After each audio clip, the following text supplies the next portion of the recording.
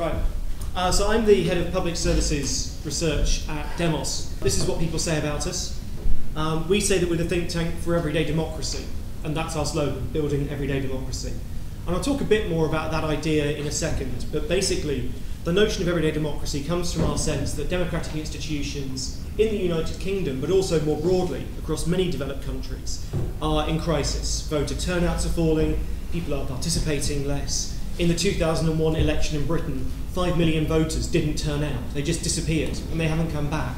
We've just lost 5 million voters. And our answer to that is that the institutions of democracy aren't built for an age in which people are both more independent and more interdependent than ever before. And actually, we need to expand our notion of democracy from simply voting every 4 years, or indeed in local elections, to a sense that democracy is something that we do in our everyday lives, that the choices we make in our everyday lives add up to public and democratic goods, from recycling to protesting to a whole range of activities, which I'll talk about in a minute. The Financial Times has been very kind about us. They say that we provoke exactly the sort of long-term thinking missing from the current debate, and that's certainly what we try to do. The Times, not quite so kind about us. They say that we're achingly trendy, mind-bogglingly esoteric, and ridiculously pretentious. I'll let you decide which of those is right. We're a think tank. There are about 25 of us, and although we're based in London, in the UK, and most of our work is here, we increasingly work internationally. Last year we did work in Finland, we did work in the Netherlands, we did work in Barcelona, I did a project in New Zealand, I did some stuff in Australia. So increasingly we're getting to learn from other cultures, other ways of doing things. And that's great because it means that we can obviously share our perspectives, but it means we can also learn a huge amount from practice overseas. And particularly the Scandinavian countries, that's an area where people in the UK are very interested in, because it seems that you have some very successful social innovations, some very successful public service institutions.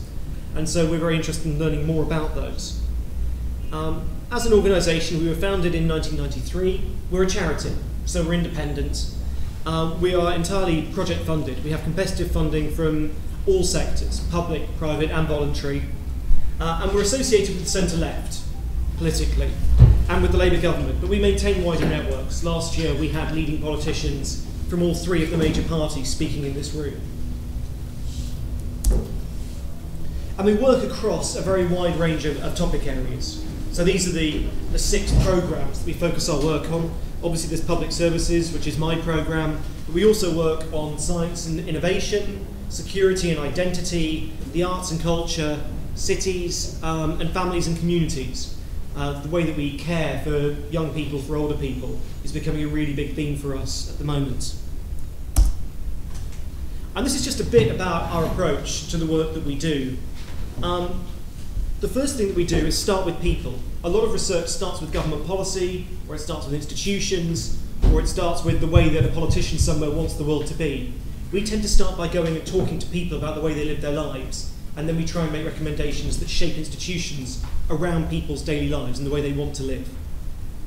We deal with long-term challenges. We use a lot of work, a lot of research techniques and methodologies that try to look to the future, particularly scenario planning, where we try and build stories about what the world might look like in 15 years' time. So we try and tackle those really long-term issues. And finally, we're interested in people and politics. We want to connect individuals with the wider communities around them and with wider political communities to shape their environments and to solve large-scale problems. These are the kind of complex problems David was talking about. Things like crime that require long-term solutions with lots of different institutions working together. And I promised I'd say a bit more about everyday democracy. Well, here it is. This is a pamphlet that we produced, I think about 18 months ago now. And as I say, the notion of everyday democracy is that our democratic institutions are facing a crisis, but that we can't solve that crisis simply by reforming those institutions. Increasingly, we need to get the public to take an active part in renewing democracy. The public needs to be able to participate more in shaping their societies, their institutions. We need to help the public understand the way that their daily decisions add up to the common good, or fail to add up to the common good. So some examples of that. A really obvious one is recycling. Actually, recycling is something that really affects our daily lives. Am I going to sort this paper? Am I going to put it in the recycling bin? But actually, it's also a democratic act, because if we all do it together, we make a real difference. If I do it on my own, it makes virtually none. People power, an obvious one. We're seeing the emergence of new forms of campaign that involve people coming together in large numbers voluntarily to try and make a difference. Make Poverty History is a really good example of that.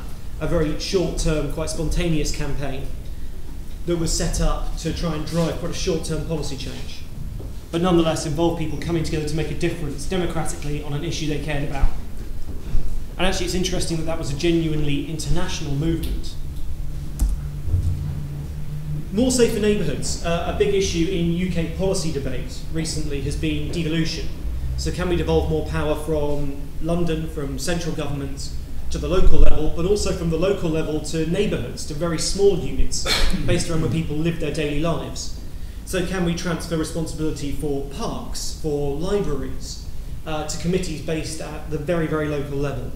Can we involve those people more effectively in the decisions that the local authority takes about the way it spends its money? And greater personalisation of services. This is a nurse. It's the only picture I could find. But personalisation in a sense is about taking public services which historically have been rather standardised and delivered almost like you might deliver a pizza, and actually saying, well, look, these public services need to be varied. We need to tailor them, to personalise them, to the needs of different individuals, because different people have different needs at different points in their lives. So how do we actually take something like social services or social care? You know, if someone needs care because they're old, because they don't have people to support them, how can we make sure that we're not just providing them with just one option, go into the only care home that's available? How do we provide them with more options? You know, can their friends come and actually support them? Can the state provide money for family members to support them, or neighbours? How do we actually provide them with more choices?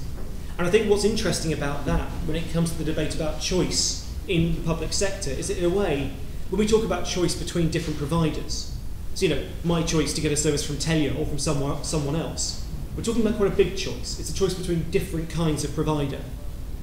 So in that sense, it's saying, well, look, you know, you can choose what you want, provided the market will provide it.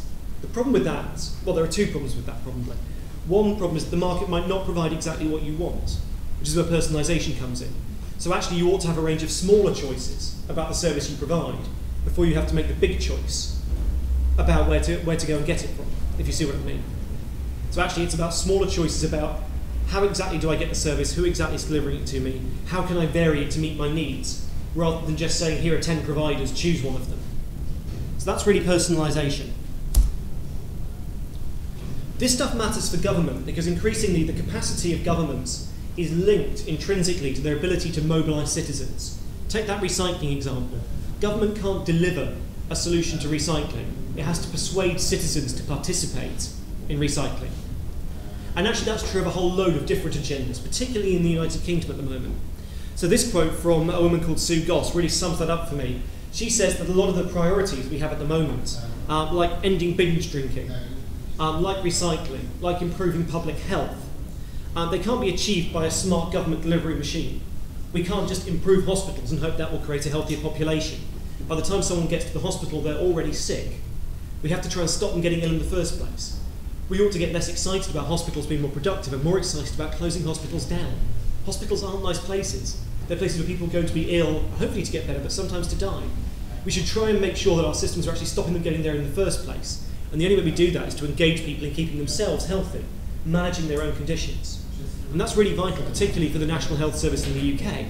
Because actually it's virtually impossible to imagine the NHS surviving in its current form over the next 15 or 20 years without some really radical reforms. At the moment, 9% of the NHS's budget is taken with diabetes. On current trends, by 2025, a quarter of the budget will be diabetes. The NHS just can't withstand that. So we have to stop people getting diabetes in the first place. And when they do get diabetes, we have to help them manage that condition in a way that's going to reduce the burden they like to place on the NHS. Because if we can help them to manage it successfully, that's better for them, and it's better for public services, and it's better for the taxpayer. So it's a win all round.